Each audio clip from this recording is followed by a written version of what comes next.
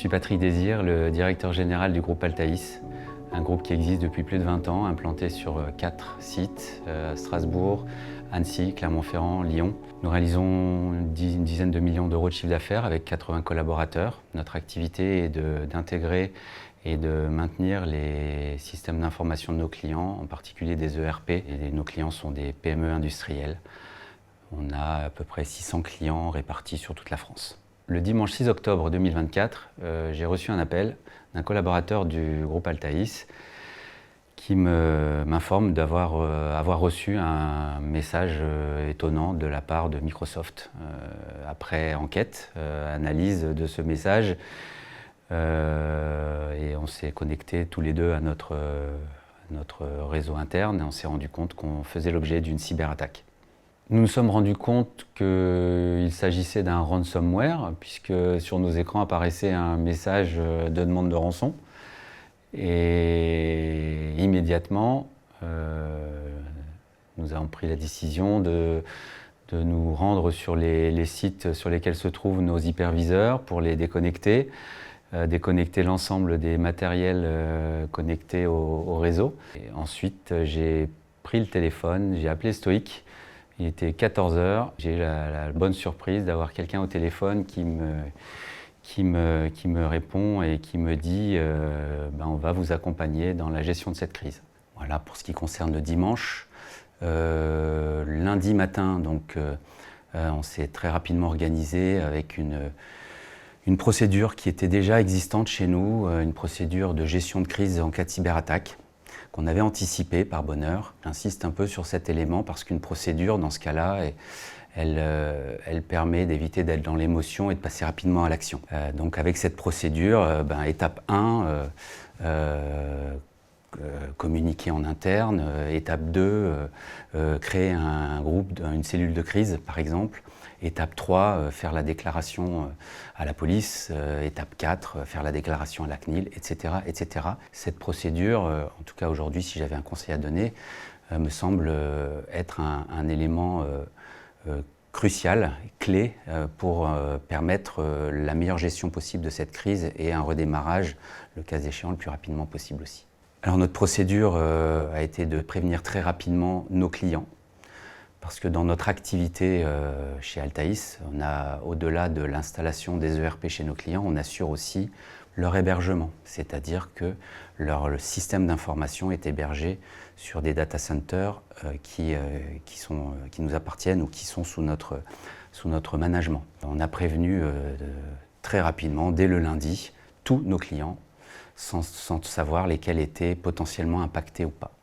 C'est-à-dire qu'on a prévenu 600 clients dans la demi-journée via une communication assez transparente sur le fait qu'on était cyberattaqué, mais sans savoir à quel moment et dans quel délai on pouvait les rétablir. Évidemment, tous ces clients n'ont qu'une question en tête, c'est quand est-ce que je vais pouvoir... D'abord, est-ce que j'ai été cyberattaqué et quand est-ce que je vais pouvoir redémarrer? Donc la cellule de crise mise en place faisait également participer nos interlocuteurs chez Stoic qui nous ont été dédiés pendant toute la crise et ça c'est un élément appréciable. On nous affecte, deux personnes, là en l'occurrence 2 personnes, Xavier et Julien, qui ont été nos interlocuteurs du début à la fin pour gérer cette cyberattaque.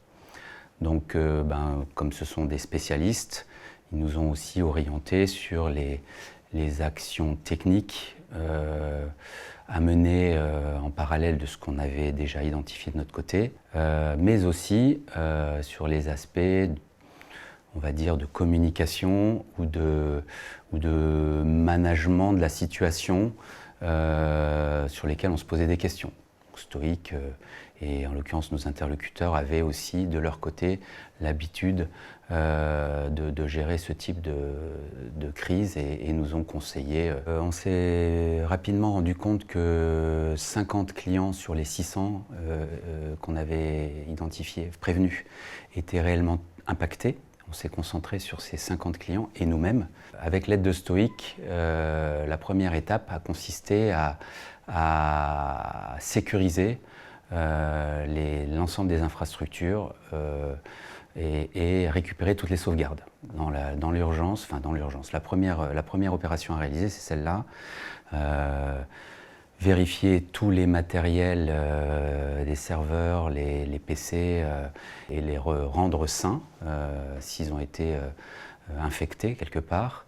Et puis rassembler toutes les sauvegardes disponibles pour pouvoir redémarrer. Donc ça nous a pris quelques jours, on va dire 3-4 jours maximum, pour être en mesure d'annoncer à nos clients et à nos collaborateurs pour notre propre système qu'on était en mesure de redémarrer. Donc les phases de sécurisation et de récupération de sauvegarde étant réalisées, on est passé aux phases de redémarrage.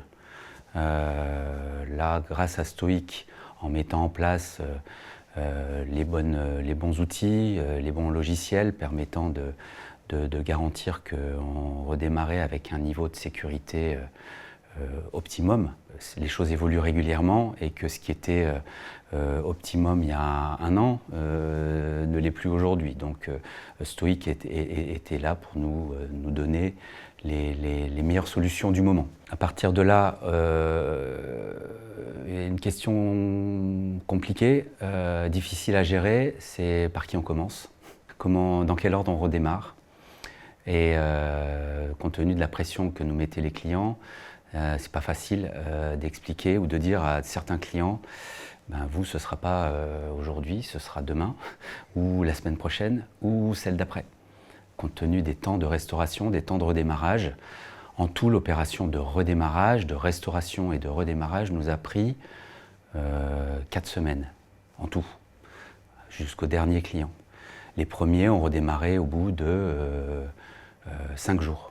Donc entre 5 jours et 4 semaines, il a fallu gérer la communication, l'explication à ses clients du fait que on ne pouvait pas redémarrer tout le monde en même temps, et on a essayé de gérer les priorités selon les entreprises, selon leurs activités, selon l'impact que ça avait chez eux, et en communiquant avec eux le plus possible pour leur expliquer que ça se ferait dans cet ordre-là. C'est très difficile dans la mesure où on n'a pas de réponse à leur apporter. C'est très difficile d'avoir un client au téléphone à ce moment-là, même si j'insiste et je pense que c'est très important malgré tout d'éviter de communiquer uniquement à l'écrit, de les prendre au téléphone, de les rassurer en disant ne vous inquiétez pas, notre entreprise est solide et on va s'en sortir. Première étape, ce qui est la première crainte de tous, de nos collaborateurs, mais aussi de nos clients. Est-ce que vous allez redémarrer? Est-ce que vous allez vous en sortir? Donc ça, c'est le premier message. Le deuxième, c'est ne vous inquiétez pas, nous avons vos données, nous avons tous les éléments pour redémarrer. Et puis être au plus proche d'eux pour jauger la criticité, la gravité, l'impact que ça peut avoir chez eux en fonction de la longueur, de la durée, de la période d'arrêt. Stoic a été toujours présent dans toutes les étapes de communication vis-à-vis de nos clients, que ce soit pour une communication écrite auprès des 50 clients concernés, que ce soit pour un rendez-vous téléphonique qui nécessitait des détails techniques. Stoic a été présent et a toujours apporté les bons arguments, les bons éléments de communication, de langage, comme ils disent, les éléments de langage adaptés à la situation. Et ça, c'est précieux, et on est tellement dans l'action ou dans l'émotion que d'avoir quelqu'un à ses côtés qui met de la sérénité dans le traitement de la crise, c'est précieux. Donc dès le lundi, dans cette procédure de gestion de crise étaient identifiées les premières étapes à réaliser. La déclaration à la police ou à la gendarmerie, très important parce qu'ils ont également de leur côté des cellules qui sont de plus en plus organisées et qui ont de plus en plus d'informations, ne serait-ce que pour recouper les différentes cyberattaques entre elles, voir quels sont les groupes criminels qui interviennent et si toutefois il y a des éléments qui peuvent permettre aux entreprises de s'en sortir le plus rapidement possible, mais aussi on leur apporte des éléments qui peuvent, le cas échéant, remonter jusqu'aux criminels, parce qu'on parle de criminels, on parle de délits, et c'est important de le signaler. Le deuxième élément important, c'est de déclarer à la CNIL, ce qu'on a fait tout de suite, dès le lundi ou le mardi également, en tout cas assez rapidement, et on a aussi préconisé à nos clients de le faire de leur côté, sachant qu'on hébergeait leurs données de leur ERP. Il était important qu'ils le fassent également, dans la mesure où les criminels ont chiffré, ont demandé une rançon et ont volé des données en faisant cette cyberattaque. Donc le risque existait que ces données soient publiées, vendues et utilisées à des fins criminelles. Dans les échanges avec nos clients, nous avons souvent entendu le mot responsable. Vous êtes responsable de ce qui nous arrive. Ça, c'est dur à entendre et quelque part, on peut imaginer que dans un premier temps que oui, puisqu'on hébergeait leur système d'information. Et en fait, assez vite, on a tenu un discours différent en disant on n'est pas responsable, on est victime. On est victime d'une cyberattaque, vous pourrez l'être demain. Personne n'est à l'abri de ce type de cyberattaque. Et donc notre responsabilité est de vous rétablir le plus rapidement possible, de redémarrer le plus vite possible. C'est ce qu'on va faire. Avec Stoic, on a régulièrement essayé, et on leur a demandé, de nous dire mais d'où vient cette cyberattaque, pourquoi, enfin c'est important et tout le monde se posait la question. D'abord parce que chacun d'entre nous se disait si ça vient d'une faille personnelle, je veux le savoir. Et puis si ça venait d'une faille de notre système, c'est important de l'identifier pour la corriger. On n'a pas réussi à identifier le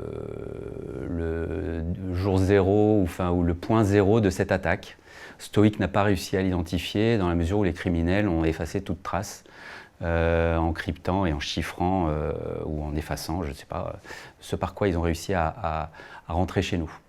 Ce qu'on sait, en revanche, c'est qu'ils ont eu accès à l'ensemble de notre système d'information avec un identifiant, un mot de passe, avec des droits importants. Et ça, ils l'ont récupéré d'une manière ou d'une autre, à un moment donné qu'on n'a pas identifié parce que il y a eu une défaillance humaine, une faille humaine. Et dans 90%, je crois, des cyberattaques, c'est l'erreur humaine, la défaillance humaine qui est à l'origine. Et ça, malheureusement, il faut avoir conscience que ça peut arriver, que ça arrivera encore, et d'où l'importance de se protéger au maximum contre ça, mais surtout de prévoir les moyens de restaurer son système s'il est attaqué. Dans les étapes de restauration, donc, il fallait qu'on utilise nos propres sauvegardes et les sauvegardes de nos clients. On s'est rendu compte pour un certain nombre d'entre elles qu'elles étaient également chiffrées. Pourtant, une ESN comme nous, entreprise spécialisée, compétente, informée sur ce sujet des cyberattaques. Nous avions mis en place des sauvegardes externalisées, déconnectées, et on se sentait, entre guillemets, protégé par ces sauvegardes. Mais en fait, une sauvegarde déconnectée, c'est un peu plus technique que ce qu'on imagine. Il faut vraiment que cette sauvegarde, elle soit faite dans des conditions déconnectées. C'est-à-dire que la première sauvegarde que vous réalisez de votre système, qui est forcément pour la faire dans un mode connecté, cette première sauvegarde doit servir à une deuxième sauvegarde qui se font en mode déconnecté, hors de votre système pour être parfaitement saine et pour être sûr qu'elle n'a pas été chiffrée ou infectée par un virus. Si nous avions eu ces sauvegardes déconnectées saines, on aurait peut-être gagné un petit peu de temps pour la partie restauration des systèmes d'information de nos clients, mais pas beaucoup finalement, puisqu'on a, en parallèle de la restauration, on a déchiffré ou décrypté, entre guillemets, les sauvegardes qui avaient été chiffrées. Donc ça s'est fait en temps masqué quelque part, en parallèle de la restauration des systèmes de nos clients. Alors une cyberattaque, ça a des conséquences importantes sur l'entreprise, des conséquences psychologiques bien sûr, mais aussi des conséquences financières.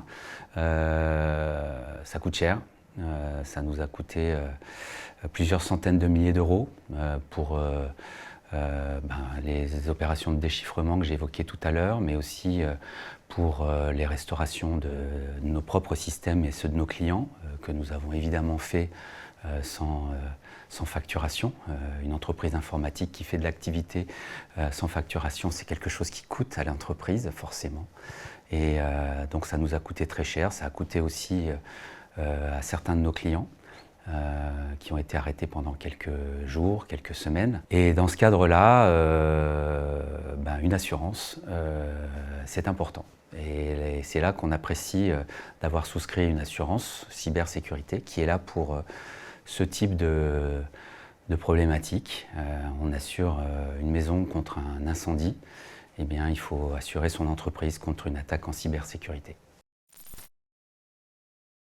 Un autre aspect important dans cette cyberattaque, c'est la relation avec l'ensemble des collaborateurs.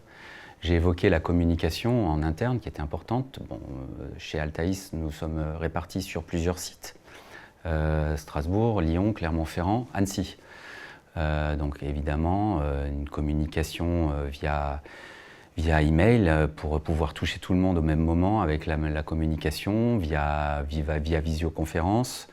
2 fois par jour pendant la première semaine, puis tous les jours ensuite, pour leur expliquer ce qui se passait, l'avancement. Et là, je me suis rendu compte à la fois de l'inquiétude, mais aussi de la mobilisation de l'ensemble des collaborateurs pour réussir à traverser cette épreuve. En fait, on est pris en otage, hein, et tout le monde se serre les coudes de manière assez incroyable. Et dans ce type de crise, c'est important. Donc, je peux citer par exemple, d'ailleurs ça m'émeut, hein, je voulais évoquer par exemple l'équipe technique d'une dizaine de techniciens, ingénieurs qui ont passé presque 24 heures sur 24, pas tout à fait parce qu'ils ont quand même passé quelques heures à dormir, mais 7 jours sur 7 à restaurer ces données, restaurer ces infrastructures que j'évoquais tout à l'heure pour les clients, sans même demander quoi que ce soit en retour, sans se poser la moindre question par rapport à l'investissement qu'ils réalisaient. Donc ça, c'est très appréciable. Les conseils qu'on peut donner à une entreprise pour se protéger au maximum, c'est évidemment de se préoccuper premièrement de la gestion des mots de passe, chose qui est très importante. J'ai cru comprendre qu'un mot de passe de 5-6 caractères se craquait en quelques minutes par des criminels et qu'il fallait minimum 12 caractères pour commencer à être protégé de manière satisfaisante. Mais surtout, la gestion de ces mots de passe est un élément important. Il y a énormément d'outils pour le faire et c'est important de se préoccuper de ça à l'échelle de son entreprise. Les sauvegardes, on en a parlé, déconnectées, immuables maintenant, puisqu'on parle d'immuabilité. Des sauvegardes immuables, cela garantit de pouvoir récupérer les données en cas de cyberattaque. La double authentification pour davantage sécuriser la connexion avec un tiers, quel qu'il soit, pour éviter d'être en contact avec des criminels qui se font passer pour des tiers connus. Et enfin, la mise à jour. De tous ces logiciels, de toute son infrastructure, Énormément de travaux sont réalisés pour sécuriser les logiciels qu'on utilise au quotidien, mais il faut les mettre à jour pour bénéficier de cette sécurité, et c'est important. Donc ces éléments-là, il faut en être conscient, et je rajouterai surtout le facteur humain, qui est le point faible de tous ces systèmes qu'on met en place.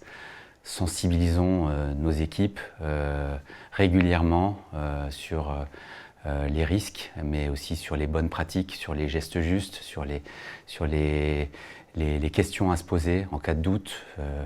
Voilà, donc tout ça c'est important, il ne faut pas le faire une fois, il faut le faire régulièrement parce que les choses évoluent. Nous, à titre personnel, le groupe Altaïs, on pensait qu'on était sécurisé, on ne pensait pas que ça pouvait nous arriver. Et en fait, ça nous est arrivé. Mais je pense que ça peut arriver à n'importe qui. Mais en faisant ce que je viens d'évoquer, on sécurise, on augmente la sécurité de son entreprise. Le risque cyber chez Altaïs, on